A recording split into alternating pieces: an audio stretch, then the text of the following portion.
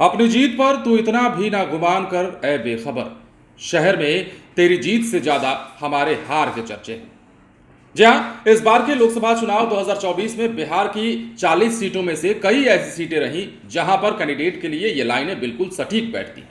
बिहार में अगर सबसे ज्यादा किसी लोकसभा सीट पर किसी कैंडिडेट की हार की चर्चा हो रही है तो वो कैंडिडेट है लालू प्रसाद यादव की बेटी रोहिणी आचार्य और वो सीट है सारण लोकसभा सीट। अब देखिए, सारण से जीत की हैट्रिक लगाने वाले राजीव प्रताप रूढ़ी अपनी जीत पर इतराज जरूर रहे होंगे, लेकिन ये कम ही लोगों को पता होगा कि रोहिणी आचार्य सारण लोकसभा सीट से चुनाव जीतती जीतती हारी है। अब ये कैसे हुआ है वो हम आपको बताएंगे। इसमें कई सारे फैक्टर्स हैं। पहला फैक्टर तो ये है कि रोहिणी आचार्य, जो कि राजीव प्रताप रूढ़ी से सारण लोकसभा सीट पर हार का सामना जिन्हें करना पड़ा है, हार और जीत का जो मार्जिन है इन दोनों कैंडिडेट्स के बीच का वो काफी कम है। दूसरा फैक्टर यह है कि लालू प्रसाद यादव की बेटी रोहिणी आचार्य किस कारण हारी है वो जान लेना जरूरी है। और फैक्टर जब हम बात करते हैं तो जिस MY समीकरण की बात और जिस माई बाप समीकरण की बात लालू प्रसाद यादव, सरीखे तेजस्वी यादव और राजद के तमाम नेता करते रहे हैं सारण लोकसभा सीट पर, उसी MY समीकरण ने लालू प्रसाद यादव की बेटी रोहिणी आचार्य को हार का स्वाद चखा दिया। अब ये सब कुछ कैसे हुआ, ये समीकरण कैसे बिगड़ा और लालू प्रसाद यादव की इतनी कोशिशों के बावजूद भी रोहिणी आचार्य कैसे हार गई, और सबसे अहम बात ये कि इस सीट पर रोहिणी आचार्य के हार के मुख्य विलेन कौन कौन से रहे वो हम आपको बताएंगे। लेकिन उससे पहले नमस्कार, आप लाइव सिटीज देख रहे हैं, मैं हूं जय शुक्ला। जैसा कि हमने आपको कहा, बिहार की कई लोकसभा सीटें ऐसी रही जहां पर जीत से ज्यादा हार के चर्चे हैं। ऐसी कई सीटें रही जहां जीत और हार का अंतर बेहद कम रहा है, लेकिन सबसे ज्यादा चर्चा, जैसा कि हमने आपको कहा, लालू प्रसाद यादव की बेटी रोहिणी आचार्य के हार के हो रहे हैं। और दूसरी बात यह है कि लालू प्रसाद यादव की एक बेटी मीसा भारती, जो कि पाटलिपुत्र से चुनाव जीती है, अपने चाचा को तीसरी बार में उन्होंने पटका है और इसके साथ ही 80,000 से ज्यादा वोटों से वो जीत कर अपने पिता के पास, जब लालू प्रसाद यादव के पास जब सर्टिफिकेट लेकर पहुंची तो कैसे भाव विह्वल हो गई वो भी हमने आपको दिखाया। लेकिन बात इस वीडियो में हम रोहिणी आचार्य की कर रहे हैं और रोहिणी आचार्य को सारण सीट से हराने वाले उन विलेन की बात कर रहे हैं, उस MY समीकरण की बात कर रहे हैं जिसके कारण रोहिणी आचार्य हारी हैं। और अगर ये समीकरण वहां गलत नहीं बैठता, अगर ये विलेन वहां काम नहीं करते तो रोहिणी आचार्य हो सकता था चुनाव जीत जाती। अब इसे समझने के लिए आपको वोट का मार्जिन समझना जरूरी है कि राजीव प्रताप रूढ़ी और रोहिणी आचार्य के बीच हार जीत के अंतर का मार्जिन कितना रहा है। तो यह समझिए कि 13,661 वोटों का मार्जिन रहा है जीत और हार के बीच में। और यह अंतर बताने के लिए काफी है कि रोहिणी आचार्य किस प्रकार चुनाव लड़ रही थी और रोहिणी आचार्य के फेवर में किस प्रकार सारण सीट पर वोट पड़े। अब देखिए, सारण लोकसभा सीट पर आरजेडी सुप्रीमो लालू प्रसाद यादव की बेटी रोहिणी आचार्य को बीजेपी के राजीव प्रताप रूढ़ी के हाथों करीबी मुकाबले में हार का सामना करना पड़ा है। सारण में बीजेपी से आरजेडी की हार का अंतर 13,661 वोट है। इस सीट पर दो निर्दलीय उम्मीदवारों ने रोहिणी का पूरा खेल बिगाड़ दिया। इन दोनों प्रत्याशियों ने मिलकर करीब 36,000 वोट बटोरे। तीसरे नंबर पर रहे लक्ष्मण यादव को 22,000 वोट मिले, तो वहीं चौथे नंबर पर रहे मुस्लिम कैंडिडेट शेख नौशाद को करीब 16,000 वोट मिले।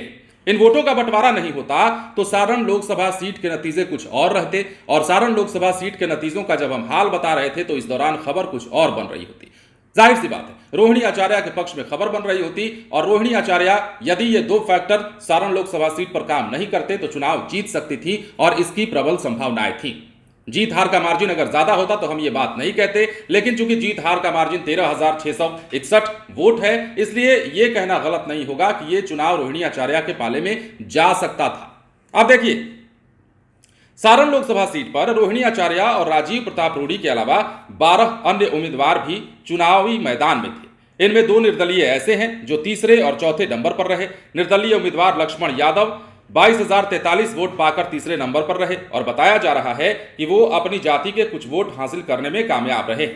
वहीं एक अन्य निर्दलीय उम्मीदवार शेख नौशाद ने भी 16,103 वोट हासिल किए और चौथे नंबर पर रहे। बताया जा रहा है कि उन्हें भी जातीय समीकरण के आधार पर मुसलमानों ने वोट दिया। इसके अलावा सारण लोकसभा सीट पर 11,417 वोटरों ने नोटा बटन भी दबाया है। ये वोट भी अगर आप जोड़ लीजिएगा तो आपको पता चल जाएगा कि यह समीकरण कहां बैठ रहा था। अब देखिए, सारण लोकसभा सीट पर हुए दिलचस्प मुकाबले में बीजेपी के निवर्तमान सांसद और पूर्व केंद्रीय मंत्री राजीव प्रताप रूढ़ी ने जीत की हैट्रिक मारी। वो लगातार तीसरी बार इस सीट से सांसद चुने गए हैं। उन्होंने पहली बार चुनावी मैदान में उतरी आरजेडी प्रत्याशी रोहिणी आचार्य को महज 13,661 वोटों से हराया।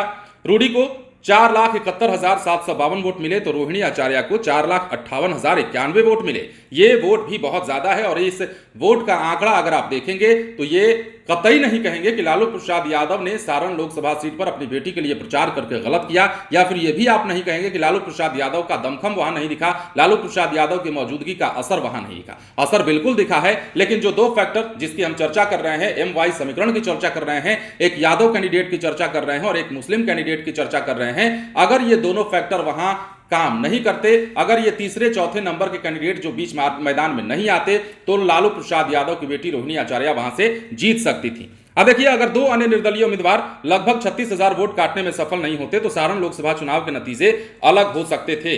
अब रोहिणी आचार्य की हार के चर्चे राजीव प्रताप रूडी की जीत से ज्यादा इसलिए भी हो रहे हैं क्योंकि मात्र 13,000 वोटों के मार्जिन से लालू प्रसाद यादव की बेटी रोहिणी आचार्य चुनाव हारी हैं। और आपको पता है कि सिंगापुर से आकर रोहिणी आचार्य ने सारण लोकसभा सीट पर किस प्रकार अपना दमखम दिखाया, किस प्रकार लोगों के बीच में गई, किस प्रकार महिलाओं का प्यार पाया और किस प्रकार उन्होंने यह आश्वासन दिया कि वो सारण को छोड़कर कहीं नहीं जाएंगी। इसके अलावा अगर रोहिणी आचार्य के हार का कोई कारण बना है तो वो सिर्फ और सिर्फ वहां के यादव और मुस्लिम कैंडिडेट बने हैं जो कि तीसरे और चौथे नंबर पर रहे। 4 लाख से ज्यादा वोट रोहिणी आचार्य को भी मिले हैं और ये वोट ये बताने के लिए काफी है कि रोहिणी आचार्य ने कितने दमखम के साथ चुनाव लड़ा है। कुछ अन्य सीटों की बात भी इस वीडियो में कर लीजिए। अब जब रोहिणी आचार्य की बात हो रही है तो मीसा भारती का जिक्र न हो ऐसा नहीं हो सकता है, क्योंकि लालू प्रसाद यादव की 2 बेटियां इस बार चुनावी मैदान में थी। आप जानते हैं मीसा भारती ने जीत हासिल कर ली है और तीसरी बार में 2014 में मीसा भारती को सफलता नहीं मिली, 2019 में मीसा भारती को सफलता नहीं मिली, लेकिन 2024 में मीसा भारती ने सारे कॉन्फिडेंस को ध्वस्त कर दिया बीजेपी के और रामकृपाल यादव को 80,000 से ज्यादा मतों से हार का स्वाद चखा दी। एक तस्वीर हमने आपको कल भी दिखाई थी जब लालू प्रसाद यादव के पास मीसा भारती अपना सर्टिफिकेट लेकर पहुंची थी। सांसद बनने के बाद लालू प्रसाद यादव के पास पहुंची इस बेटी को देखकर पिता भावुक हुए, किस प्रकार भाव विह्वल हुए और किस प्रकार दोनों की आंखें छलक रही थी, यह तस्वीर भी आपने देखी है। लेकिन जैसा कि हमने आपको इस वीडियो में बताया, राजीव प्रताप रूडी और रोहिणी आचार्य के बीच कड़ी टक्कर हुई है सारण लोकसभा सीट पर। और जैसा कि हमने आपको वीडियो के शुरुआत में कहा था कि अपनी जीत पर तू इतना भी गुमान न कर ए बेखबर, तेरी जीत से ज्यादा हमारे हार के चर्चे हैं।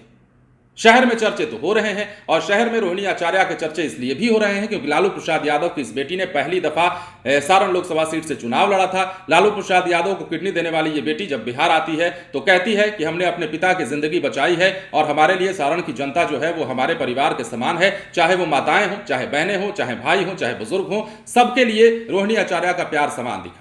अब बिहार में लोकसभा चुनाव के नतीजों की बात करें तो 30 सीट पर जहां एनडीए को सफलता मिली तो वहीं 3 सीटों पर कांग्रेस ने बाजी मारी। राजद के जीत का खाता खुला, मतलब हार का सुखाड़ खत्म हुआ और 4 सीटों पर राजद ने भरपूर तरीके से, जबरदस्त तरीके से वापसी करते हुए अपने कैंडिडेट को जिताया और यह कैंडिडेट जीत करके लालू प्रसाद यादव को क्रेडिट भी देते नजर आए। जहानाबाद सीट की ही बात कर लीजिए तो जहानाबाद सीट पर सुरेंद्र यादव ने एक तरफा मुकाबला जीत लिया है। अब सासाराम में बात करें तो कांग्रेस के मनोज राम ने मुकाबला जीता और वहां से चुनाव जीत गए और कांग्रेस का जो वर्चस्व है इस बार दिखा है। हालांकि बहुत ज्यादा सीटें नहीं आई हैं, जैसा कि अखिलेश प्रसाद सिंह कल कह भी रहे थे कि अपेक्षा के मुताबिक हमें उतनी जीत नहीं मिली, उस तरह की सीटें नहीं मिली, लेकिन इस बार हम खुश इस बात पर हैं कि हम 1 से 3 पर आए हुए हैं। मतलब 2019 में मोहम्मद जावेद जिन्होंने किशनगंज से इकलौता कांग्रेस के कैंडिडेट के तौर पर जीत हासिल किया था, इस बार वो सुखाड़ खत्म हुआ है और 1 से 3 पर जो है वो कांग्रेस पहुंची है। अब ऐसे में आप समझ सकते हैं कई ऐसी सीटें बिहार में रही हैं जो लोकसभा 2024 के इस चुनाव में चर्चा का विषय रही हैं, लेकिन सबसे ज्यादा चर्चा, जैसा कि हमने आपको कहा, रोहिणी आचार्य के हो रहे हैं। और रोहिणी आचार्य की चर्चा इसलिए भी हो रही है क्योंकि लालू प्रसाद यादव ने सारण लोकसभा सीट पर पूरा दमखम दिखाया था। लालू प्रसाद यादव शुरू से ही सारण में जाकर बैठ गए थे और उन्होंने खूंटा गाड़कर लोगों के बीच में जाना शुरू कर दिया था। वहां जनसभाओं को संबोधित कर रहे थे, लोगों के बीच में घूम रहे थे और अपनी बेटी के पक्ष में वोटों की अपील कर रहे थे। अब चुनाव खत्म हो गया, चुनाव के नतीजे आ गए और ऐसे में अब सरकार बनाने की कवायद तेज है। आपने किस प्रकार कल देखा कि दिल्ली में 2 बड़ी बैठकें हुई, एक तरफ एनडीए की बैठक होती है और दूसरी तरफ जो है वो इंडिया गठबंधन की बैठक होती है और लोकसभा को भंग भी किया जाता है। आपने देखा कि राष्ट्रपति को प्रधानमंत्री कैसे इस्तीफा सौंपते हैं और उसके बाद अब सरकार बनाने की पेशकश की जाएगी। और चर्चा तो यह भी है कि 8 तारीख को तीसरी बार प्रधानमंत्री मोदी पीएम पद की शपथ ले सकते हैं। मोदी 3.0 कहिए या फिर इस बार एनडीए 3.0 कह लीजिए, क्योंकि इस बार सिर्फ मोदी के नाम पर आप सरकार को नहीं गिन सकते, क्योंकि मोदी की जो पार्टी बीजेपी है, नरेंद्र मोदी की जो पार्टी बीजेपी है, उसने इस बार जादुई आंकड़े तक को नहीं छुआ है। 272 के आंकड़े को, यानी कि मैजिक नंबर को इस बार बीजेपी नहीं छू पाई है। तो जाहिर सी बात है 292 के इस आंकड़े में बीजेपी के साथ अन्य सहयोगी दलों का भी ज्यादा भागीदारी रहना सुनिश्चित किया गया है। इसमें नीतीश कुमार भी है, चिराग पासवान भी है और तेलुगु देशम पार्टी के चंद्रबाबू नायडू ही हैं। अब सवाल यह है कि इन लोगों को मिलाकर बीजेपी कितनी दूर चलती है, एनडीए कितना दूर तक जाता है, यह देखने वाली बात होगी।